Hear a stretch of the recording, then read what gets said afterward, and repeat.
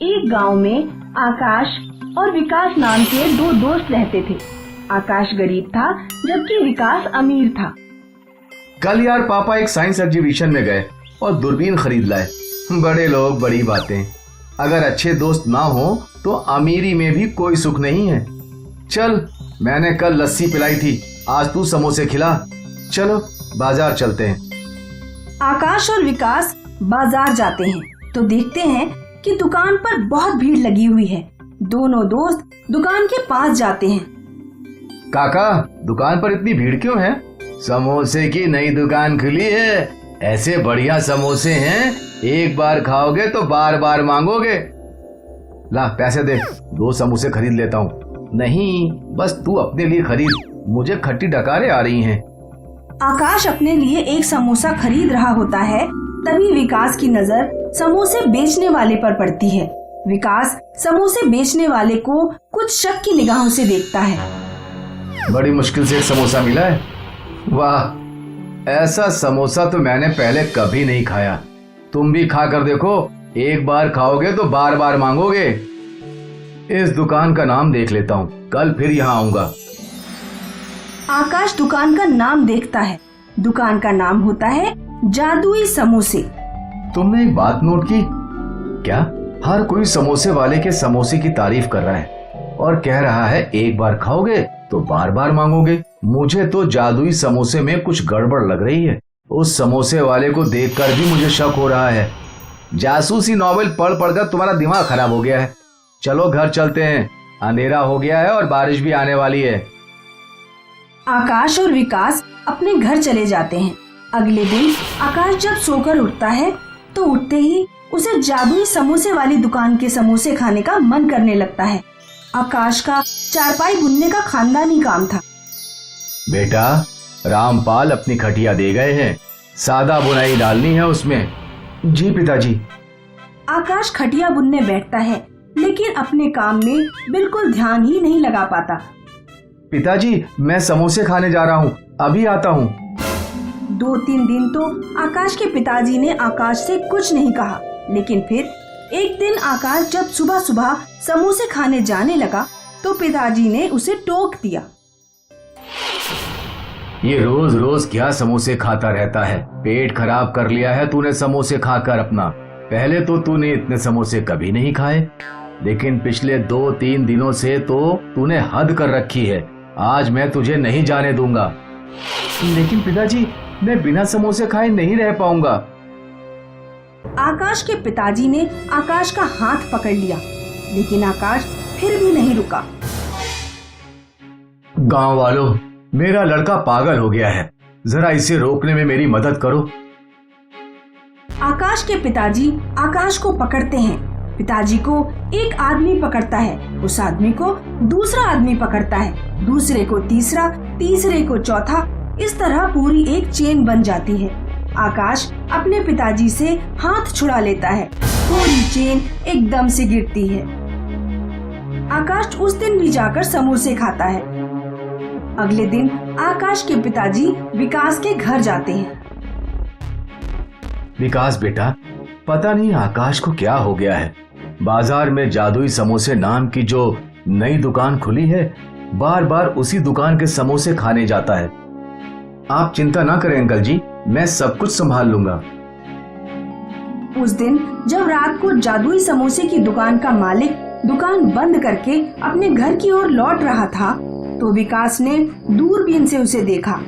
विकास दुकान के मालिक का पीछा करता है। बहुत जल्द पूरे गांव को हमारे समोसे की लत लग जाएगी, तब हम बहुत अमीर हो जाएंगे। गांव वाले मूर्ख, जानते ही नहीं कि तुम एक केमिस्ट हो और समोसों में नशीला पदार्थ मिलाते हो और फिर लोगों को समोसे की लत पड़ जाती है। हल्के बोल, किसी ने सुन लिया तो मारे जाएंगे। विकास सारी बातें सुन लेता है। अगले दिन विकास कुछ गांव वालों के साथ जादुई समोसे वाली दुकान पर पहुंचता है। क्या बात है, तुम लोग यहाँ क्यों आए हो? ये हम तुम्हें बाद में बताएंगे। मुखिया चाचा, पहले तुम समोसे खाओ। मुखिया चाचा समोसे खाते हैं। अब मेरा और समोसे खाने का मन कर रहा है। सच सच बताओ, तुम अपने समोसे में क्या मिलाते हो? आलू और मसालों के अलावा मैं कुछ भी नहीं मिलाता अपने समोसे में। सच बोल दो वरना मैं अभी पुलिस को बुला लूंगा। पुलिस का नाम सुनते ही दुकान का मालिक डर जाता है और सब कुछ कबूल कर लेता है। मुझे माफ कर दो। अपनी बिक्री बढ़ाने के लिए मैं समोसों में नशीला पदार्थ मिलाता था ताकि लोगों को समोसे की लत लग जाए और वो बार बार मेरी दुकान पर समोसे खाने आए। विकास तुरंत पुलिस को फोन लगाता है। पुलिस आकर केमिस्ट को गिरफ्तार करती है। इसीलिए मैं तुमसे कहा करता था कि बाहर की चीजें ज्यादा नहीं खानी चाहिए।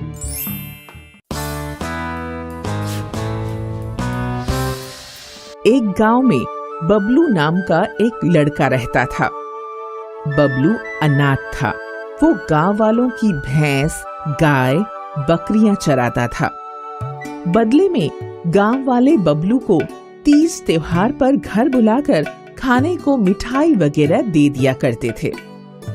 बबलू मिठाई खाकर खुश रहता और जानवरों को चलाते हुए जंगल में बैठा बांसुरी बजाता रहता था। एक दिन गांव में वसंत पंचमी का उत्सव था। उस दिन बबलू को ढेर सारी मिठाइयां मिली। जब बबलू जंगल में बैठकर मिठाई खा रहा था तो एक बूढ़ा आदमी बबलू के पास आया। बेटा, 3-4 दिन से भूखा हूँ, कुछ भी नहीं खाया है, थोड़ी मिठाई मुझे भी दे दो। बबलू ने अपनी आधी मिठाई उस बूढ़े आदमी को दे दी। जैसे ही आदमी हाथ में मिठाई लेता है वो एक वन देवता में बदल जाता है।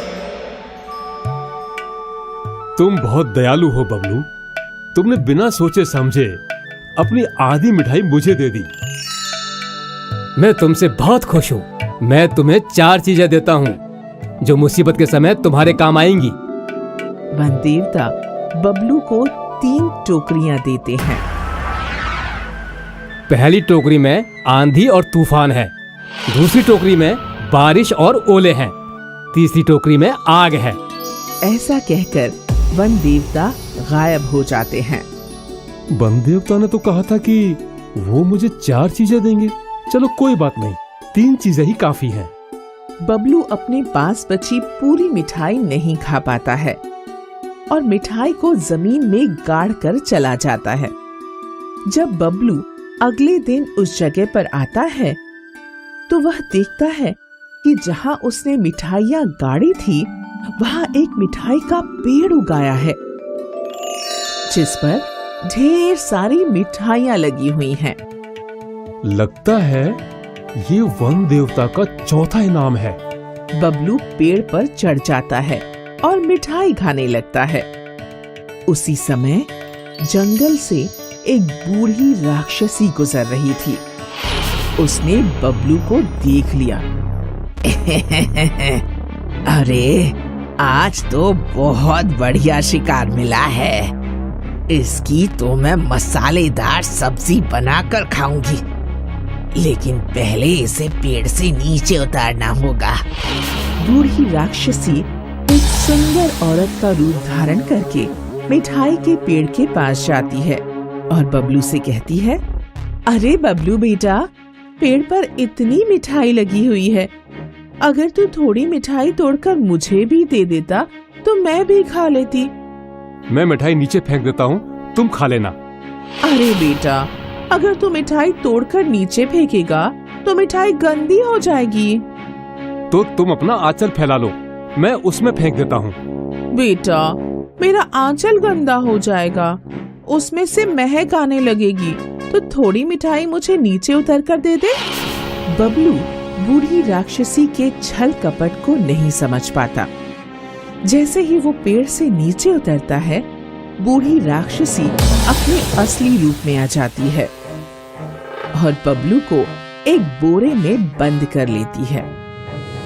वो बबलू को बोरे में बंद करके अपने घर ले जाती है सुन चंदा, इस बोरी में मैं शिकार पकड़ कर लाई हूँ। इसको पहले बांध दे, फिर इसका सिर काट दे और इसकी सब्जी बना लेना, खूब मसाले डालकर। मैं अभी नहा कर आती हूँ।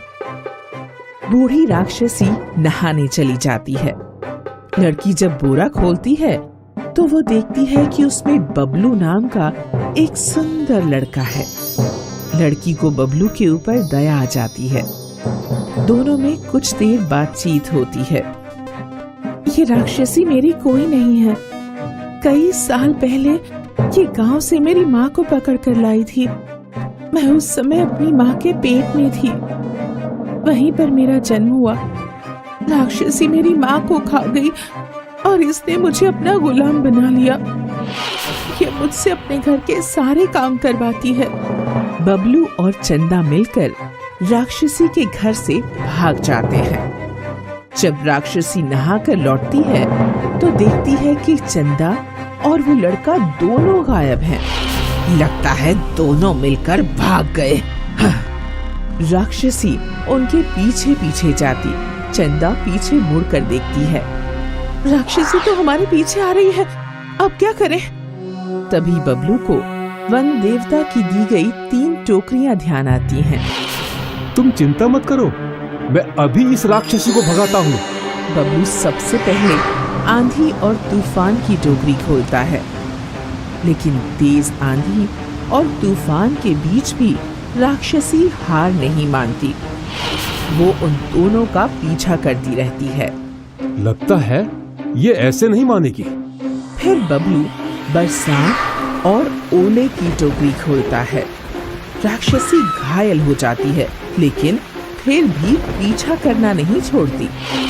बबलू और चंदा भागते भागते गांव पहुंच जाते हैं। गांव वाले उनके पास आते हैं और उनसे पूछते हैं, क्या हुआ बच्चों, क्यों भाग रहे हो? बूढ़ी राक्षसी हमें मारने के लिए हमारा पीछा कर रही है। अरे हम सब भी राक्षसी के आतंक से बहुत परेशान हैं। चंदा, अब मजबूरी में हमें इस राक्षसी को मारना ही पड़ेगा। गांव वाले भी इससे परेशान हैं और अगर हम इसे नहीं मारते हैं तो ये हमें मार डालेगी। फिर बबलू अंत में आग की टोकरी खोल देता है। बूढ़ी राक्षसी जलकर मर जाती है। तभी गांव के मुखिया भी वहां पहुंचते हैं। बच्चों, तुमने बहुत अच्छा काम किया है। गांव वालों को बूढ़ी राक्षसी से मुक्त करा दिया। वो अक्सर हमारे जानवर खा जाया करती थी। इनाम के रूप में मैं तुम्हें एक घर दे रहा हूँ। गांव वाले बबलू और चंदा की शादी करा देते हैं। फिर बबलू और चंदा घर बसाकर खुशी खुशी रहने लगते हैं।